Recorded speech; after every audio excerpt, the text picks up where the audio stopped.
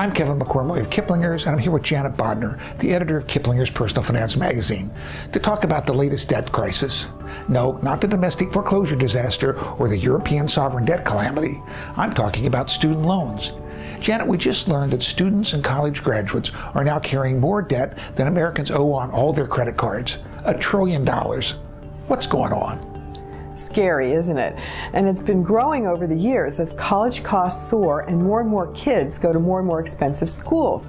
Add in the fact that the economy's lousy and a lot of these kids graduate into low-paying jobs or no job at all, and you have a genuine financial emergency. Is there any solution? Well, there are programs to ease the burden of paying back federal student loans.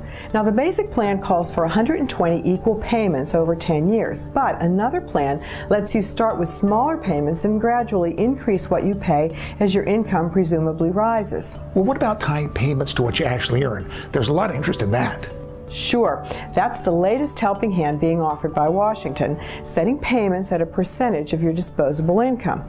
Make those payments for 20 years and any amount you still owe will be forgiven. Payments for 20 years? That's rough. Yeah, it is, Kevin. Anyone who's facing a mountain of student loan debt should definitely check out all the alternatives. And a great place to start is on our website, Kiplinger.com. But I want to talk about something else. Yes? I want to look forward, not back. I can give graduates advice on how to ease their debt burden, but the best strategy is not to accumulate a crazy amount of student loan debt in the first place. What would you advise? Well, first, choose a school that fits into the family budget. Now, public schools cost less than half as much as private colleges, and many private colleges give financial aid that reduces the sticker price significantly. Selecting an affordable school doesn't have to mean sacrificing quality either. To find public and private schools that deliver both, start with our rankings of the best college values on Kiplinger.com. Is it still a good idea to start at a community college and then transfer? Definitely, Kevin. In fact, more and more students are going this route. If you do have to borrow for college, how do you get the best deal? Start with government-sponsored loans. You'll get the flexible repayment options that we discussed earlier.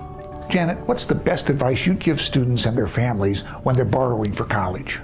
Definitely run the numbers and know what you're getting into. Use an online calculator like the one at finaid.org to find out how much it will cost you to repay your loans based on your anticipated salary. I can't tell you how many times young people have told me that if they had only known how much they'd have to repay, they would have gone to a less expensive school or borrowed less money. Thanks for your advice, Janet.